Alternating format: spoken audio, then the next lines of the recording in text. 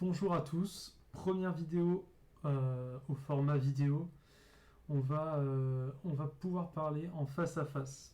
Petit à petit, je pense que c'est le moyen que je vais privilégier, mais c'est un test, d'accord. Avant tout, c'est un test et on va apprendre à se connaître petit à petit. Pourquoi est-ce que je fais ça? Je pense que il faut que le format évolue forcément avec le temps. J'ai plein d'idées d'évolution. Après, ça dépendra beaucoup de mes capacités à faire évoluer le format ou pas. Peut-être que je mets mes mains un peu plus devant pour jouer avec les mains. Bon, eh bien, il faut avouer que le format uniquement audio n'est pas très intéressant pour beaucoup de gens, à mon avis. Et je veux petit à petit intégrer peut-être un format vidéo.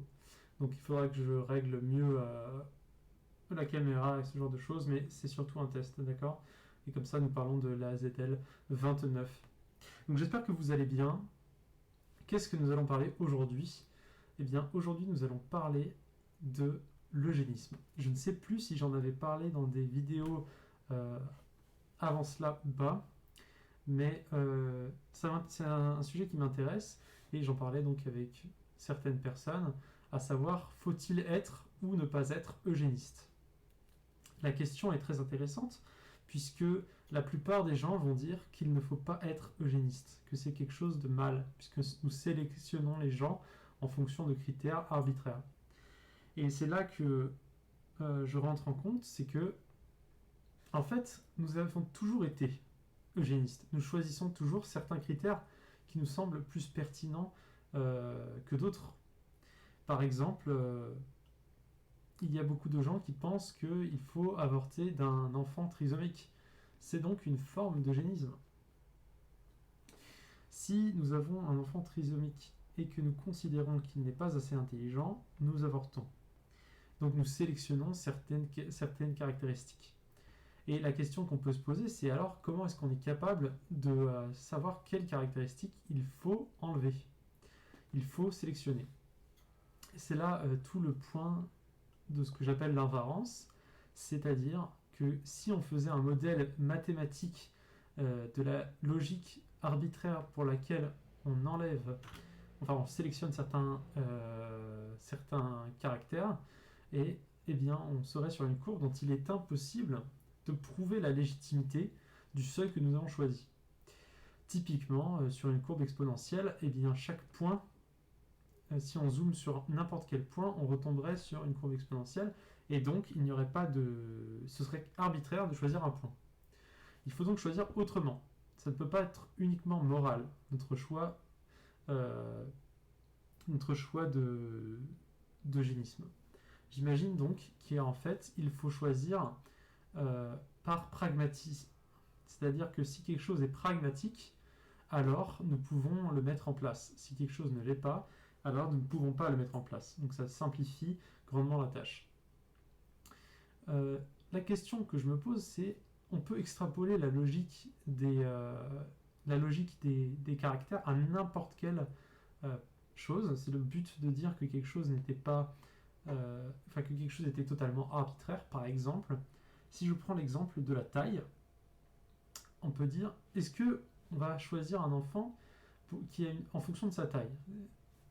On peut dire que non. C'est ce qui paraît le plus logique. Sauf que, en réalité, la taille est considérée comme un handicap à partir d'un certain point.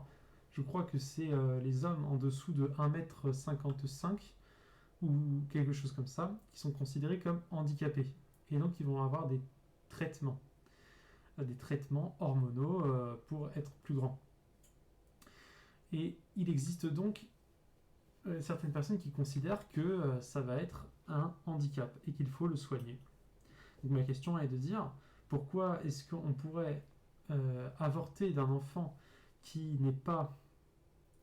a des problèmes moteurs reconnus, mais par exemple pas de quelqu'un qui est de petite taille. Donc on se rend très vite compte d'à quel point les critères sont bancals. Et quand je réfléchis à ce que moi je pense, j'imagine quand même arbitrairement certains seuils précis. Par exemple, la taille me semble stupide. Mais par contre, si mon enfant est autiste, enfin autiste, pas forcément autiste, pardon, mais si mon enfant est déficient mentalement, je comprends très bien, j'arrive à placer un seuil arbitraire de me dire non, je ne veux pas d'un enfant déficient mentalement, même si ce seuil est totalement arbitraire. Donc ça peut être intéressant de savoir pourquoi est-ce qu'on pense qu'il existe quand même certains points qu'on arrive à placer. Et donc je pense qu'il y a un aspect pragmatique à cette question, enfin à cette réponse plus du moins, puisqu'en effet, si un enfant est déficient mentalement, il va avoir une vie compliquée pour lui, mais aussi pour nous. Il rend la tâche compliquée pour d'autres gens, il influence davantage les autres. Et je pense que c'est ce critère qui est primordial, puisque si un enfant nous rend dépendants de cet enfant, alors ça devient compliqué. Et c'est le cas de certaines pathologies précisément. Par exemple, la tétraplégie peut faire que vous ayez à vous occuper de votre enfant toute votre vie. Et c'est quelque chose qui est très compliqué. Alors qu'en réalité, l'enfant en lui-même n'est pas un problème. Donc, la question de l'eugénisme, elle est très intéressante. Et je pense que la réponse la plus simple, c'est de dire le pragmatisme. Maintenant, il y a autre chose qui se pose, puisqu'il y a des solutions pragmatiques que nous ne faisons pas. Par exemple, nous pourrions rendre les gens plus intelligents, et ça ne nous coûterait pas spécialement grand-chose. Donc il y a des idées de moindre mal, par exemple. C'est-à-dire qu'on considère qu'il est, entre guillemets, naturel d'avoir des enfants naturels, sans modification génétique. On considère que la modification génétique est quelque chose de mal. Pourtant, quelque part, nous modifions notre génétique en nous reproduisant. Donc j'ai beaucoup de mal à ne pas mettre ces deux choses sur le même plan. Moi, je pense que modifier quelqu'un génétiquement, ça revient à se reproduire en choisissant son partenaire. Pourtant, on ne décide de ne pas le faire, donc j'imagine qu'il y a cette notion de ce qui est naturel et ce qui ne devrait pas être touché, c'est-à-dire on ne devrait pas améliorer les humains. Maintenant, le dernier point qui m'interpelle, c'est qu'est-ce que nous faisons si un jour nous commencions à toucher au génome des humains. Eh bien, est-ce qu'il faudrait faire une espèce de guerre idéologique, puisque imaginons que les Chinois fassent des expériences qui rendent leurs enfants plus intelligents.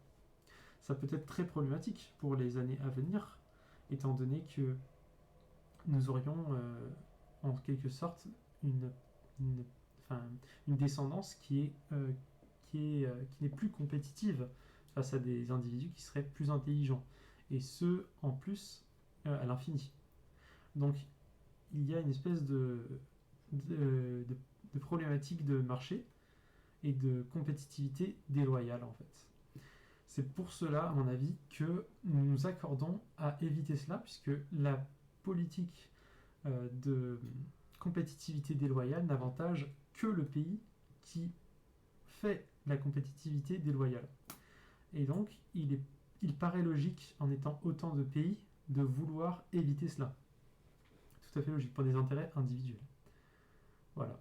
Donc, moi je pense que si il y avait des politiques comme cela qui étaient mises en place, il faudrait absolument les combattre, quitte à utiliser quelque part la violence pour cela. Donc c'est ma petite réflexion de la journée. Ne prenez pas cette ZL pour quelque chose de très très intéressant. En réalité, c'est surtout un test de la vidéo. Donc merci à tous, bonne nuit.